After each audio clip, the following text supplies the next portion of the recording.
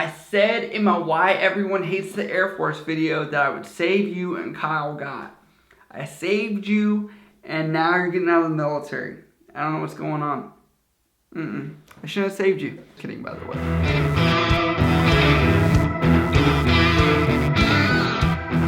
What is up, guys? You're tuning in to Nikki MG TV for another military video for all your military video needs. As always, you can hit me up on Instagram, Snapchat, or down in the comments below if you have questions. But as always, let's roll right to the topic, and that is Bullyjuice is getting out of the Air Force.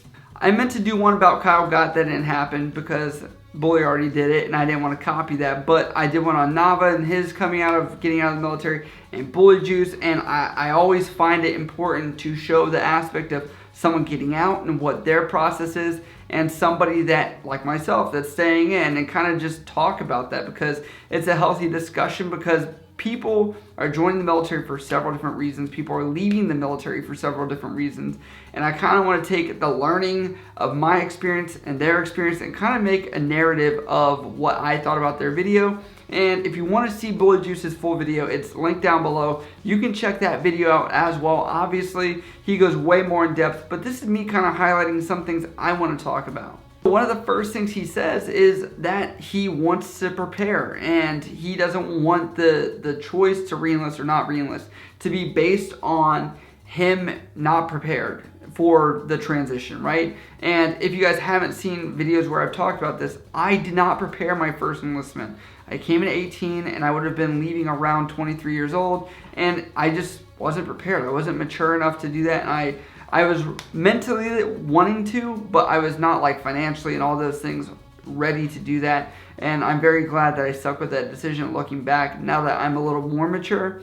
But my second time, I did mature up. I did do the research. I was a year out, over a year out planning my exit from the military at that point. And when I was doing my research, I said, wow, I'm pretty deep already. I've already got 8 years. I'm making about the same what I would if I got out. That was with my degree, and I was like, but I like what I do enough to stay in. I liked the benefits, I liked the travel, I liked my experiences, where I had to reflect back, like, was I going to be happy doing that job as a civilian, staying in one place, for example. So I do think he brings a good point, and he's actually preaching a really good aspect. I think a lot of people don't hear enough. You hear, hey, prepare to get out, but it's just not done often. If you think about it, you look at someone like me, senior enlisted leadership, where I'm here 10, almost going 11 years in now. I've never gotten out of the military, so I can't help you totally with that, but I can point you where to go. So always ask questions how you can prepare. You can always go to the transition class. There's not like an exact timeline. This is your career, your chance to plan to get out, and the sooner you can do that, the better off. The point I want to make is he says, I joined for a career, and he says that was his mistake. And I hear a lot of people write me all the time. They're like, Nikki, I want to do 20 years. I want to grind it out. And I'm like, whoa, hold up, dude. You haven't served one day yet. Let's get through the first enlistment, or at least half or 3/4 of the first enlistment, and then let's talk about you staying in 20 years, because you may not experience everything that you could experience in the military within one enlistment. You definitely will not, but you definitely get a taste as to what the military could be. So yes, do not plan on making it a career. I would say be optimistic about your career option, but do not bank on that being the one thing you're going to do, because on paper you're like, dude, this looks great. 20 years, I get some kind of pension, health care, base access, I get, all this other stuff as being far as retired, and you go through all that and you're like, yeah, that sounds awesome. And then when you actually have to practice what you preach, that's a very different thing. So I'm glad he mentioned that, because I came in with no intention of making this a career, and you always hear E9s, Master Chiefs, in my case, saying, I never planned on this being my career. I just took one opportunity after the next, and things kind of planned out for me. So obviously you plan out a little bit as far as projecting that way, but you don't just stumble into E9. But I'm just saying, like, people plan based off small projections. You can't look out 20 years and say, that's my exact goal. If you look at anyone, a lot of people will not have that success or that or that drive, which gets them in a linear shot straight to where they're saying, I'm going to be this exact thing or this place when it's all said and done. Another thing is this will build his channel. As many of you guys know, we are, in a way, we're not officially censored as anything. People that make videos about the military, we are just cognizant of what could get us in trouble. So as much as we are quote unquote honest with you, there is a filter there of political correctness, of saying something positive for something negative, or, you know, it's trying to make sure we don't overstep the line of just bashing the military. There are videos like that, but I do want to say that I believe that as being a mature adult too. There's always a good and bad to whatever you look at. It's just what you want to subscribe to as far as what your ideas are of whether it's good or whether it's bad, right? But I feel like to make an informative video,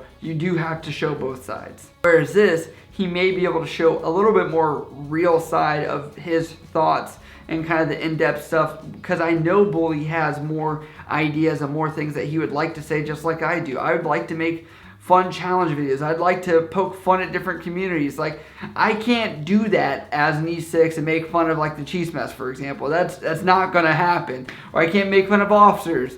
It's just, that's why you see everyone that is already a veteran doing that kind of stuff, because as an active duty member, you can't do that. You have to mind your P's and Q's. He also has tons of balls to do this. Like, honestly, a ton of balls. And now too, if you're getting out of the military, it is very easy to get kind of like shunned, if that makes sense. It's like you're not part of the team anymore. You're not trying to be part of us. And it's a weird fine balance, because I have seen times where people leave and they leave on a very good rapport, and people really go out of their way to still maintain their work ethic and do their job and show up and smile and be like, I still love you guys, but I have other stuff I want to do. Like, this is not what I want to do the rest of my life. And that can be a fine balance. And then you have the contrary, where people get out and they're sitting there and they're like, I hate this place. I'm not going to do anything. I don't care what the LPO says, the chief says, who says what or what. You know, I'm just miserable, you know, and then they leave on bad terms. And that's frustrating for me, because I want everyone to leave on a good term, because believe it or not, you're going to look back and may want a letter of recommendation. That person that you serve with could be the person that has a GS job as a government service worker, and they know someone that's hiring, right? And they can use you as a reference and say, I know this guy does good work. So try and do that as a good thing. I know Bully's not going to have any issues leaving. I think he's mature enough, and he probably has enough support from people around him to understand what his vision or his goals are, and obviously is educated enough. He says it's a family decision. It really is. And lots of balls for doing this, because I've seen people where they were getting help. They were like the star sailor or whatever, or they could be the best airman, you know. And if you say you're getting out, you know, leadership would be like, well, I'm taking all those opportunities from you, and we're going to put them somewhere else. And it's hard, because some people do re-enlist last minute. So say you do that, and then there's a year of, you know, you saying you were getting out, you re-enlist last second, and you have nothing to show for it, yet you got to make up for that damage to your career where something didn't happen the way you wanted it to. So that's why I'm saying he's got balls, because you're committing to saying, yes, I'm getting out. And that's a very mature thing to do, and I think he understands the repercussions of that. Last thing I want to hit on is, he says, take what you can take and get out, you know, and that's pretty much summarizing or paraphrasing what he's saying. The military is a 4-year stunt. I know a lot of people think 4 years is a long time. Dude, it flies like that. Like, literally, one enlistment, one and done is so quick. Yet it will give you tools that you can carry with you the rest of your life. And honestly, get what you can out of it. And I hate to say this, there's people that aren't using all the benefits in the military. There's so many benefits, and people are just kind of like sitting around twiddling their thumbs on a roller coaster, observing all the benefits, but not actually doing anything to engage in those benefits. Right now, I did a measure of all the people I work with using tuition assistance, which allows you up to 16 credits per year for the military to pay for, and there's $104,000 wasted in that money of people I work with right now.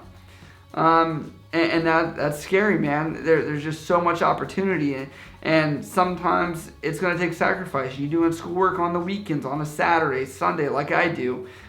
making videos on Saturday, Sunday to educate you guys. It's sacrifice for something you want to see, and not a lot of people are willing to do that. So Bullyjuice, we support you here at Nicky MG TV. I'm sure the people outside of YouTube or on YouTube, you always have a family here with your veteran community or active duty. Doesn't matter. We support each other, and I'm just glad that you're finally seeing your passion or your dream, and maybe this projection of fitness. Maybe we'll see some Fit Expo or something like that. Like I told you previously, I do think that your channel could definitely dive into fitness, and that could be one of your mainstays of what you do. And I'd be proud if you dive into that and do kind of like a Nick Bear move and fitness be your primary, but you have that edge or that support or small community of hardcore veterans that really help you out, or just military in general. But good luck to you. Good luck to your family and your future. And I really do look forward to seeing what you're going to do once you're out of the Air Force. But as always, if you do have questions for me, you can always hit me up on Instagram, Snapchat,